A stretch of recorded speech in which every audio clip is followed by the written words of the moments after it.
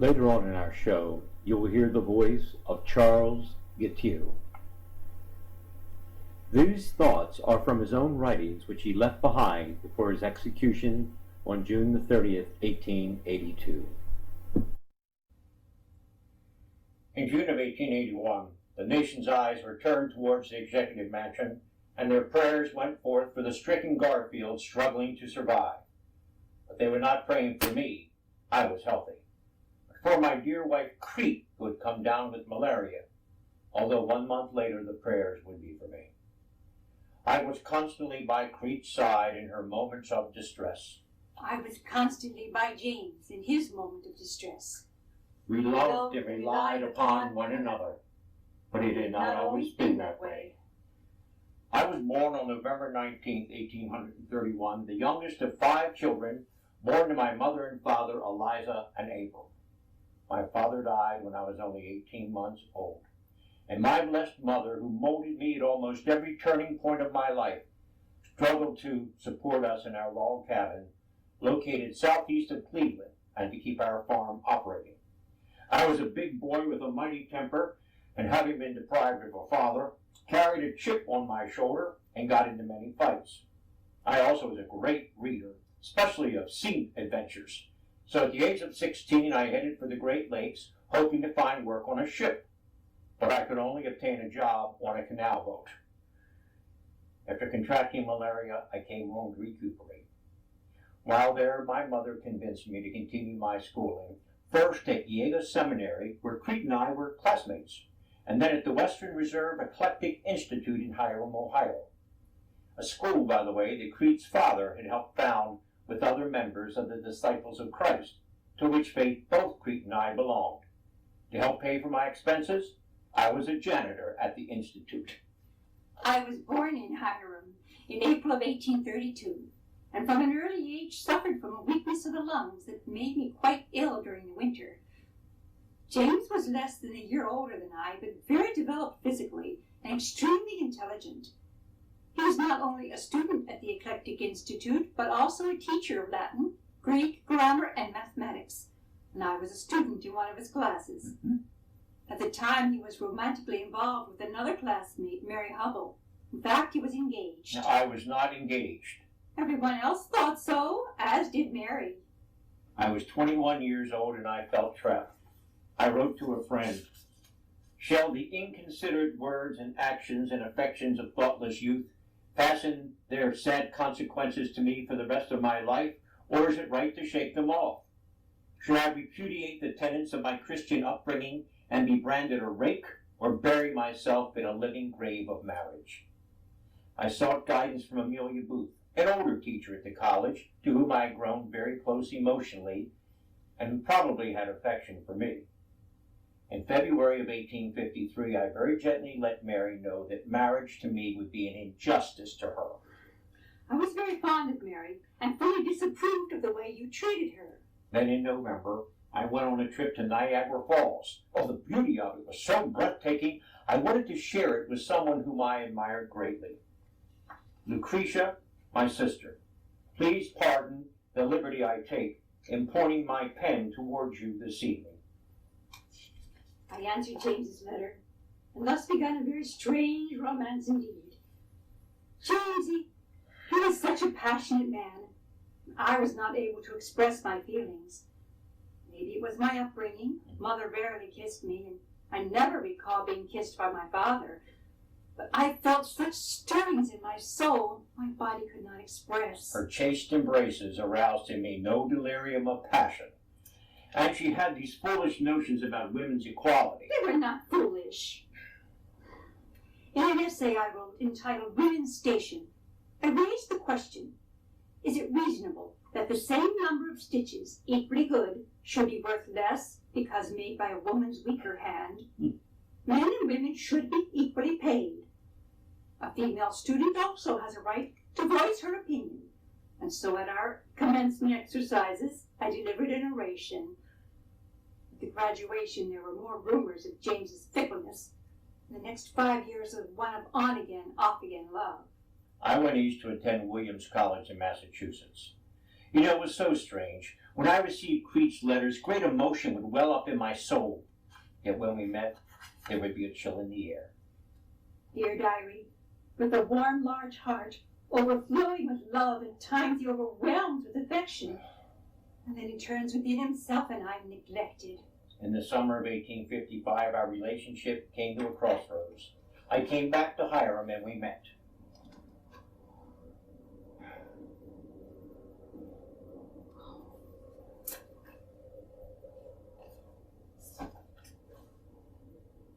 As I read the pages of her diary, my eyes were opened. It stung me to the soul to think that my manner had been such as to give her such suffering. From that journal, I read the depths of affection that I had never known she possessed. A new light had burst upon my soul, and I felt as if the veil which had hung between our hearts was lifted. Oh, Crete. Oh, Crete. Please, please, please, I am sorry for all my transgressions. We will write daily, and I want you to join my mother and me. In a daily practice we have of reading a specified chapter of the Bible at a given hour every day. That way we will be united in prayer, as we will one day be united in matrimony. Dear James, is it true that you did come again? That we talked, looked into each other's eyes, and down into the depths of our hearts? The darkness, doubt, and cold distrust, which made us both so miserable, formed but the background on which was brought out so clearly, so vividly, that beautiful brightness. Now, my own, my loved, my noble James, am I not happy? What a beautiful world I'm living in. All my life before has been in a mist, a cloud. Oh, how beautiful to live in such a world of light and love. Dear Crete, your letter expresses no wish and no thought, no emotion that my own soul does not fully respond with the full tide of my affections. How inexpressibly blissful it would be if I could but take you in my arms tonight and feel the throbbing of your own heart against mine and the thrill of your ardent kiss. To gain money, I had been preaching at the local Disciples of Christ services, where I met a Mrs. Maria Learned. She invited me to spend Thanksgiving with her family in Pottsville, New York. And it was there I met Rancy, Rebecca Selly, 24 years old, single, and very attractive. We began a relationship about which I told Lucretia, and Rancy too knew of my fondness for Crete. In fact, I invited Crete up to meet Rancy. And again, after months of being apart, our reunion was another disappointment. I received this letter from Crete when she returned home. How many times have I felt that if you could only love just enough to come and tell me, I could endure the worst. But to see you shrink away as though you could not endure my presence and hide from me the truth was almost more than I could bear. Well, the truth was that Rancy and I had become more involved and more intimate, and she wanted to marry me. At my graduation from Williams College in 1856, both Crete and Rancy were in attendance. But I returned to Hiram with Crete, because I was to become an instructor at the Eclectic Institute. And although we were near to one another, we may as well have been apart. The mores of the time demanded that we should either get married or stop seeing one another. In September, James, if you wish, I release you from our engagement. No, I can't lose you. Just give me more time. My life had to go on. I could not spend it just waiting for James. So I took a job teaching in Cleveland. I also took painting lessons, went to lectures, and even defied the disciples' teachings and went to the theater, which I enjoyed. I came home for Christmas, and James visited me most every night. As the year ended, I wrote in my diary, I feel that I'm not as good a man in heart as I was. Perhaps the business of living is the business of growing hardened to many things in life. I long for the warm Christian feeling I have had, but which I feel I will never have again. Oh my God, may the sins of this closing year be blotted from thy great book of thy remembrance, and may my soul be fitted for heaven. In April, I told Crete that we should try life in union before many months. And over the next months to come, I often wrote to Rancy. I spent time with my old friend, Miss Booth, and it just seemed that every meeting with Crete was unsatisfactory. Crete, I'm going to marry you, but I must admit I'm doing it more out of a sense of duty. Well, then I do not want to marry you. On November the 11th, 1858, we were married in Crete's home. We did not have a honeymoon, and from the beginning, I was away from home quite often. I was now president of the Eclectic Institute. I preached at local disciple churches, and as a new member of the Republican Party, I was elected as a state senator. I truly and firmly believed slavery was wrong and against the laws of God. Our marriage was a sadness almost bordering on despair. James, can't you spend more time with me? I have great and important things to do, and I have come to the opinion that our marriage is a great mistake. Now, please leave me alone. I've got to study for my bar exam. I was with child and began writing a diary for my baby.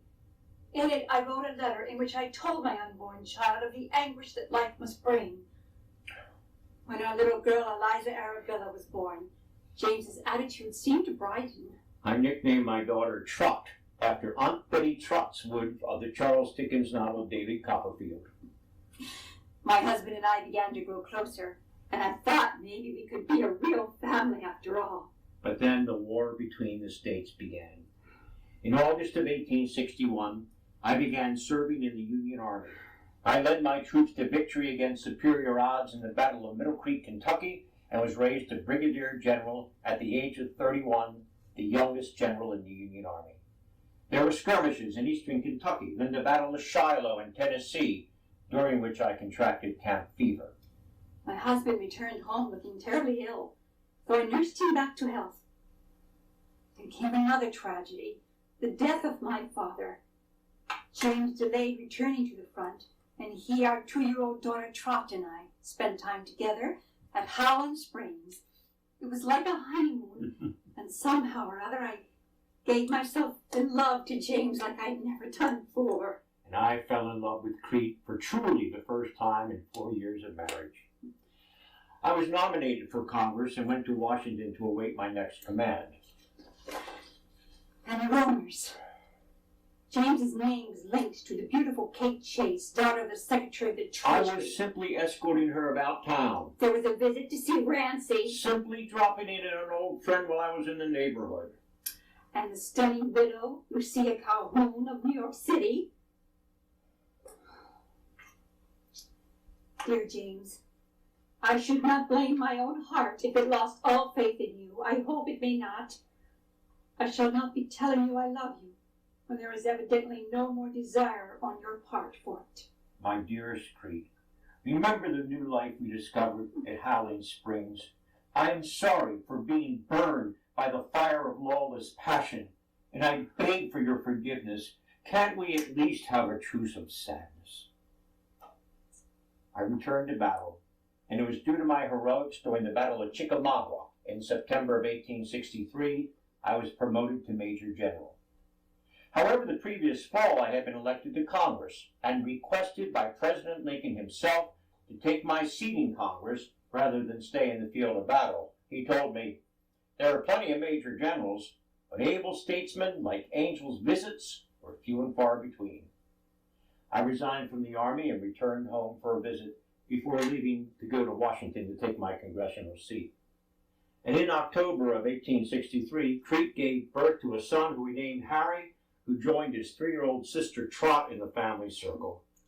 It just seemed like my little girl brought out the love that was in me. Then on December 3rd, my darling little Trot lost her battle with diphtheria. Trot died, and it seemed as if the fabric of my life was torn to atoms and scattered to the winds with her passing.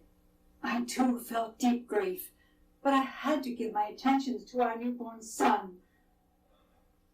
James had recently rented a small house across from the Eclectic campus in Hiram, which we eventually bought, and this would be home for the next 7 years. I stayed there while James went to Washington. But when I returned home, Crete handed me a piece of paper. On it was a summation of our married life together. In 4 3/4 years of marriage, we had been together a total of 21 weeks. I vowed never again to go to Washington without Crete. I did not want to live as if divorced and have our interests diverge. Life would be different. At first, I rented rooms and later built a house in Washington so Crete and the children could come with me whenever Congress was in session. And the children arrived almost like clockwork every 2 years. James in 1865, Molly in 67, Irvin in 70, Abram in 72, and finally Edward. Oh, his was a joyous birth on Christmas Day, 1874, followed by his sudden death 2 years later. It was in that same year that my husband bought an old farm in Mentor, Ohio, which we gradually fixed up to become a delightful home we called Longfield. And James and I grew ever closer. I also continued my practice of law, which had begun in a rather spectacular manner in 1866. My first case, I argued before the Supreme Court of the United States. I found the practice of law challenging, enjoyable, and profitable. We were not in the upper echelons of Washington society, as we preferred going to literary meetings instead of lavish parties. Reading and making sure our children were educated became a passion with us. In fact, James believed so much in the value of education, he led the fight for passage of the National Department of Education. Education is not just a means to self-advancement. It can be the salvation of the Republic. If we can fill the minds of all our children who are to be voters with intelligence, which will fit them wisely to vote, and fill them with the spirit of liberty, our Republic will be strong. But on the other hand, if we allow our youth to grow up in ignorance, this Republic will end in failure. I strongly believed in education, even for the handicapped, and was such an avid supporter of funding for the School for the Deaf in Washington, D.C., headed by Edward Gallaudet, that a bust of my likeness was placed in their college chapel. I served 17 years in Congress, the longest service of any man who would become president. I was a staunch supporter of strict Reconstruction and of all civil rights amendments. I believed that government should help in scientific research for those projects too large for the private sector, and I served many years on the Board of Regents for the Smithsonian Institute. When Republicans had the House majority, I was chairman of the powerful Appropriations Committee, and when the Democrats were in control, I became minority leader in the House. My long service in Congress caused me to make this observation. The people are responsible for the character of Congress. If that body be ignorant, reckless, and corrupt, it is because the people tolerate ignorance, recklessness, and corruption. If it be intelligent, brave, and pure, it is because the people demand these high qualities. Meanwhile, our love grew. In 1874, on my 42nd birthday, James wrote to me, I thank God for your being born and that you are my wife. We no longer love because we ought to, but because we do. You are the solid land on which I build all my happiness. James was known as an excellent legislator, but I knew in my heart that greater things lay ahead for him. So I was not surprised at what took place in Chicago at the Republican Convention of 1818. I was there as an Ohio delegate, and with a rousing speech, I placed into nomination the name of John Sherman of Ohio. What a convention! The party was split, with the stalwarts, headed by New York boss Roscoe Conkling, wanting Ulysses Grant to return to office, and the half-breeds who were behind either Blaine or Sherman. There were 33 ballots, all without a winner. On the 34th ballot, I began receiving a good number of votes as a compromise candidate. I told the convention, no man has a right without consent of the person voted for to announce that person's name and vote for him at this convention, and such consent I have not given. It was to no avail. On the 36th ballot, boatman Jim Garfield was chosen as the Republican candidate for president. I was the first candidate ever to be present as an own nomination. I was well known around the country as I had traveled extensively giving exciting campaign speeches for Republican office seekers, so it was unusual that the campaign was really rather dull. My opponent was General Hancock, who had never held political office. In fact, the Republicans put out a book entitled A Record of the Statesmanship and Political Achievements of General Winfield Scott Hancock. It contained 7 pages of blank paper. Taking the advice of then President and fellow Ohioan Rutherford Hayes, I kept a very low profile and conducted the first front porch campaign. Trainloads of supporters would come to our home and mentor to hear my carefully worded speeches. I also gave the commencement address at the now named Hiram College. I was a janitor there 30 years ago. I now returned as President-elect of the United States. As unexciting as the campaign was, voter turnout was an amazing 78% of all eligible voters. And I won in the Electoral College, 214 to 155, but actually it was one of the closest elections ever. Hancock and I each won 19 states, and only 10,000 votes separated us in the 9 million cast. And there is a bit of an historical footnote here. I had been elected earlier that year by the Ohio legislature to be their United States Senator, but my term had not yet begun. So I was now a member of the House of Representatives, a Senator-elect and President-elect, all at the same time.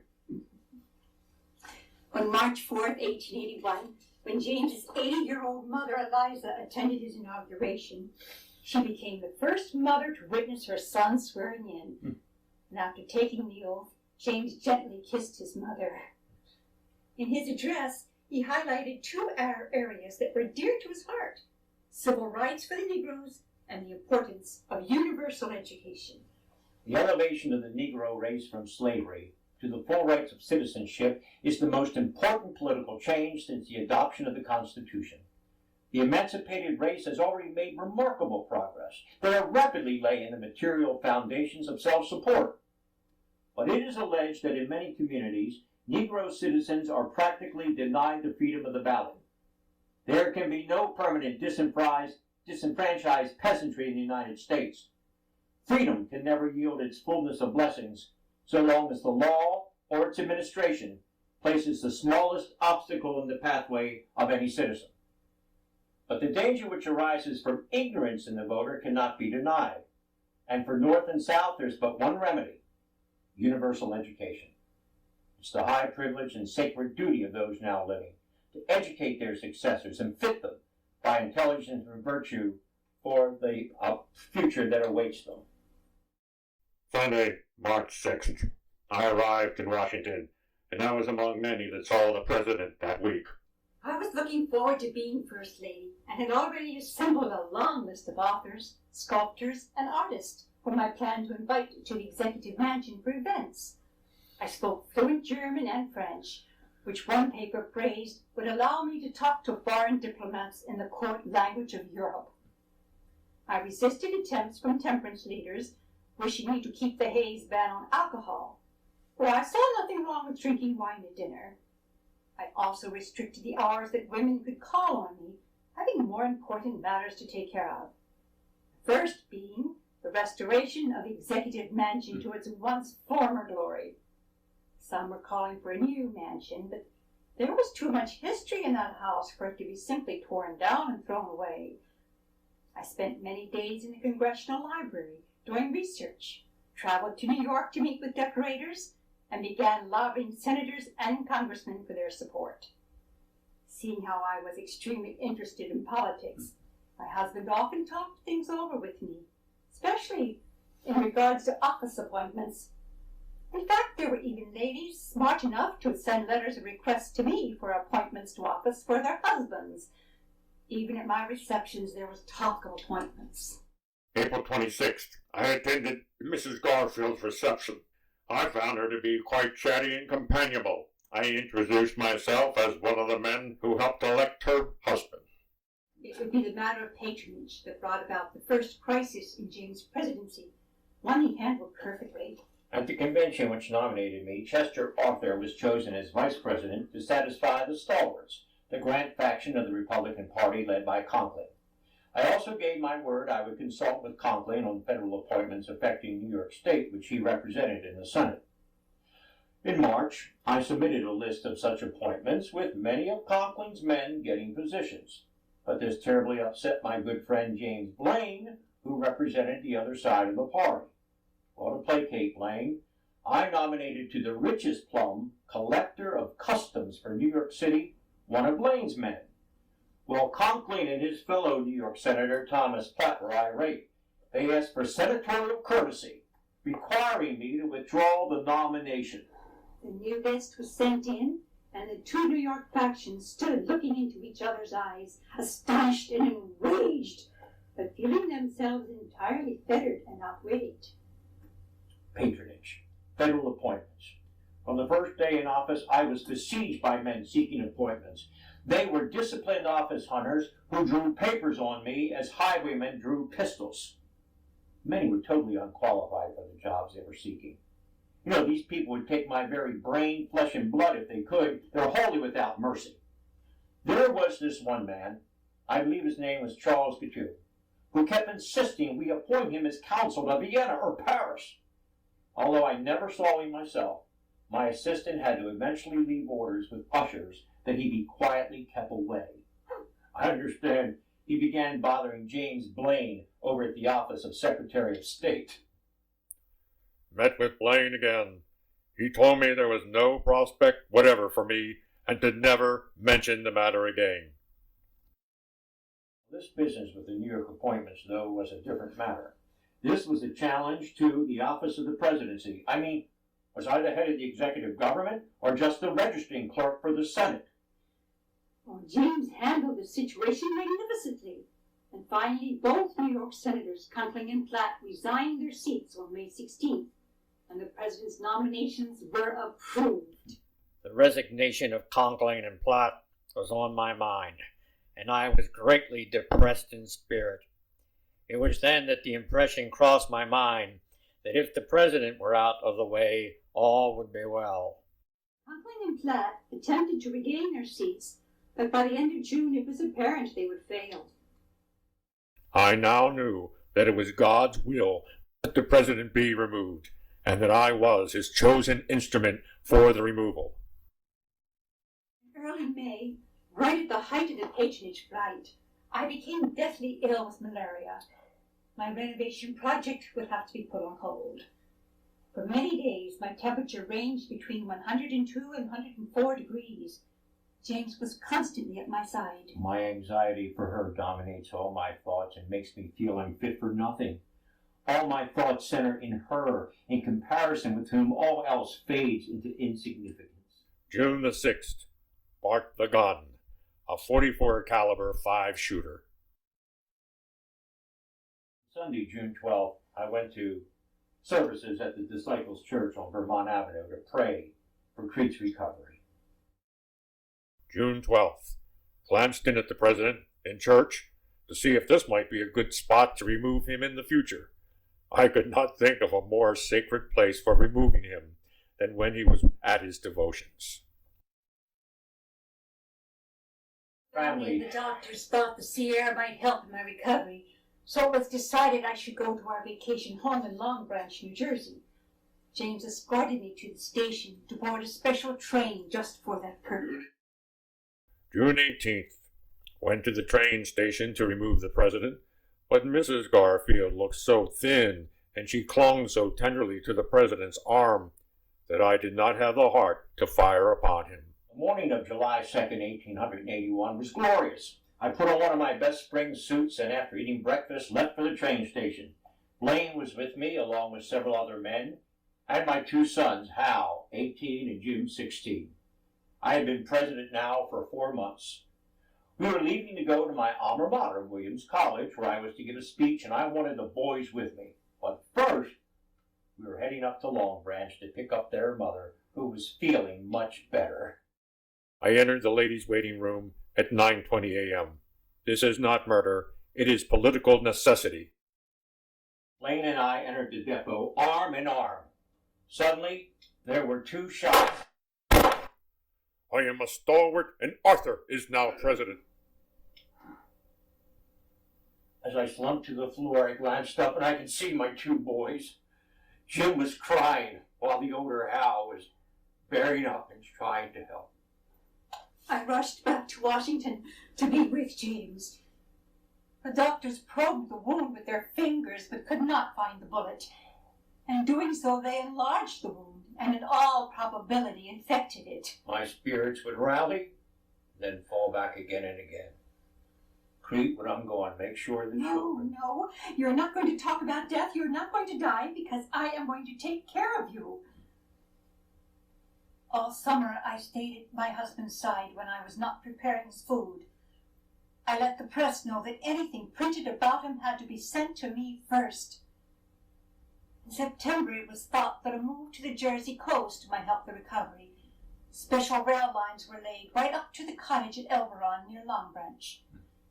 During the 7-hour trip, men, women, and children lined the tracks, standing silently in prayer. But on September 19, 1881, the anniversary of the Battle of Chickamauga, where James had obtained great fame, at 10:35 p.m., his breathing stopped. Why am I made to suffer this cruel wrong? James was laid in state in the Capitol Rotunda and buried back home in Ohio. Within 4 months, Charles Couture was convicted of murder and 5 months later put to death. I returned to Longfield, and for the next 36 years did all I could to preserve my husband's records, even having a memorial library wing built with a fireproof room. Unlike numerous first ladies before me, I did not destroy our personal correspondence. I was financially secure, as immediately after the president's death, citizens raised $350,000 for our family, and Congress awarded me a lump sum of $25,000 and a $5,000 a year pension. My greatest joy was the success of our children. All the boys went to my husband's alma mater, Williams College, with Hal actually becoming its president. Jim had an excellent career in politics. It was also nice to not be forgotten by future occupants of the executive mansion. I received an invitation to Grover Cleveland's wedding to his 21-year-old ward, Frances Folsom, and went to the mansion to have lunch with her. Oh, and Ida McKinley invited me to their inaugural luncheon as well. I moved to Pasadena, California for the sunshine, and attended the very first Rose Bowl parade in 1902. And while there in California, Theodore and Edith Roosevelt paid me a visit. When we entered the Great War, World War I, in 1917, I became the first member of the Pasadena Red Cross, and though I was 85 years old, volunteered daily. Most important to me was my role of grandmother.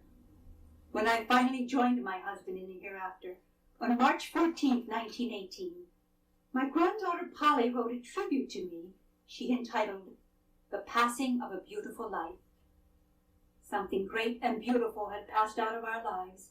Grandmother, who loved and cared for us, who had been so deeply interested in all that concerned us. It was grandmother who had drawn all the families into one great home circle. My husband is not remembered as a great president, nor I as a great first lady. After all, James was only in office for 4 months before he was incapacitated. But we certainly had the potential to be great. Maybe our story is more remembered on a personal level than a political one. Back in 1875, on our anniversary, James wrote, "This is the anniversary of our wedding, which took place 17 years ago. If I had the time and the ability to write out the story of Crete's life and mine, the long and anxious questions that preceded and attended the adjustment of our lives to each other, the beautiful results we long ago reached and we are now enjoying, it would be a more wonderful record than any I know in the realm of romance."